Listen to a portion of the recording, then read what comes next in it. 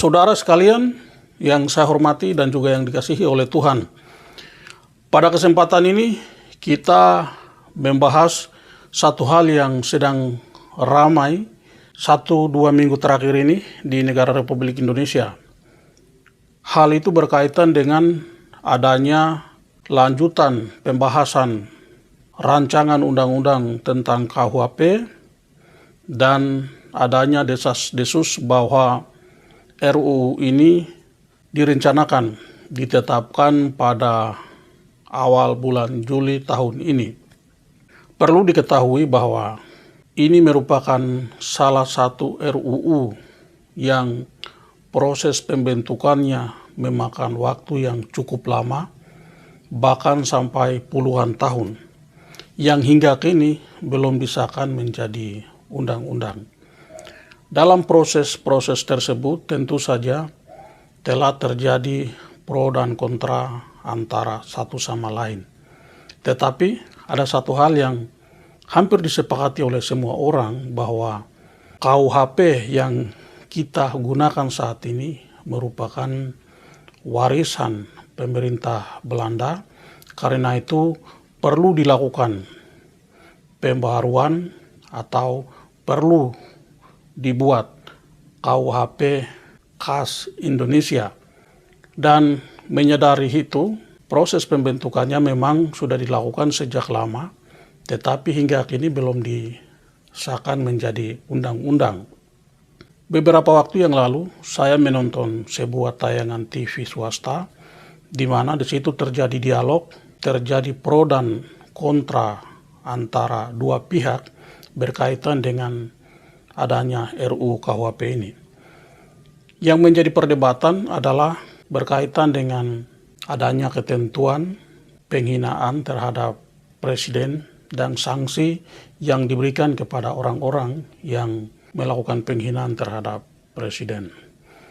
Kelompok yang pro merasa presiden sekalipun sebagai seorang manusia, tetapi adalah manusia yang istimewa karena jabatannya. Karena itu secara khusus presiden perlu dilindungi dari adanya hinaan-hinaan. Tetapi pihak yang kontra merasa bahwa presiden sebagai manusia harus dilakukan sama dengan warga negara yang lain. Bahkan dikhawatirkan kalau ketentuan ini diatur di dalam KUHP, maka kemungkinan akan munculnya tirani atau akan munculnya kekuasaan yang sewenang-wenang, yang itu bisa berakibat pada membatasi kebebasan orang menyampaikan pendapat. Saya sendiri merasa bahwa kita harus punya pandangan, punya pikiran yang sama dalam melihat posisi seorang presiden sebagai kepala negara lepas dari pribadinya sebagai seorang manusia. Sebab ketika kita memberikan mandat kepada yang bersangkutan untuk menjadi kepala negara di negara Republik Indonesia, sekalipun beliau adalah seorang manusia secara pribadi, tetapi beliau menjadi manusia dengan keistimewaan tertentu. Karena itu orang tidak boleh melakukan penghinaan. Dan untuk mengantisipasi kemungkinan terjadinya penghinaan seperti itu, memang ketentuan mengenai penghinaan terhadap presiden ini bisa diatur. Yang menjadi masalahnya adalah karena kebanyakan dari kita, sekalipun sudah berpendidikan tinggi, seringkali tidak bisa membedakan antara penghinaan dan kritik.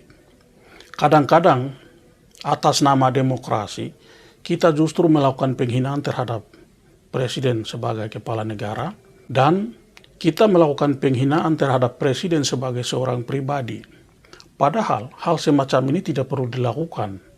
Yang dibutuhkan dan yang harus kita lakukan adalah kita memberikan kritik kepada presiden atas kepemimpinannya, atas kekuasaan yang dijalankannya.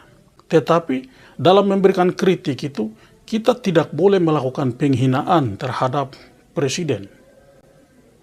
Disitulah kelalaian kita. Sekalipun kebanyakan dari kita berpendidikan tinggi, Tetapi saya selalu melihat banyak orang atas nama demokrasi melakukan penghinaan terhadap presiden sebagai seorang kepala negara, tetapi juga sebagai seorang pribadi.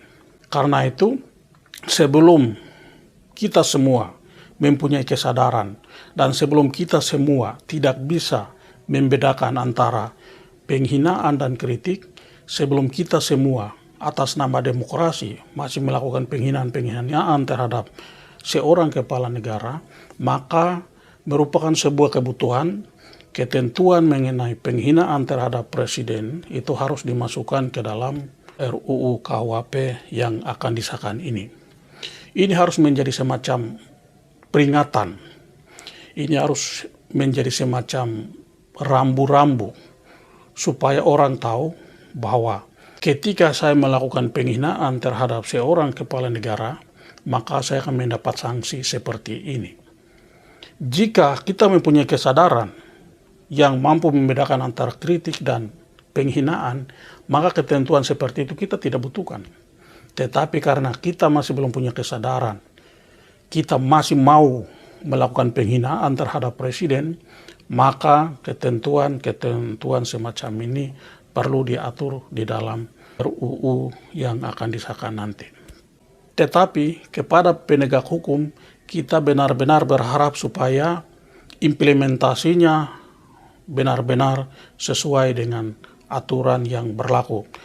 Lepas dari semuanya itu, satu hal yang perlu kita ingat adalah sesungguhnya kita tidak boleh saling menghina satu sama lain apapun alasannya. Kita juga tidak boleh melakukan penghinaan terhadap mereka yang menjadi pemimpin kita, mereka yang menjadi pemimpin karena kita memberikan mandat itu kepada mereka. Yang harus kita lakukan adalah mengkritisi dengan rasional, mengkritisi dengan objektif, tanpa ada kepentingan-kepentingan tertentu, apalagi kepentingan itu berkaitan dengan kepentingan pragmatis. Marilah kita menjadi orang-orang yang bisa saling menghargai, menghormati, dan mengakui satu sama lain.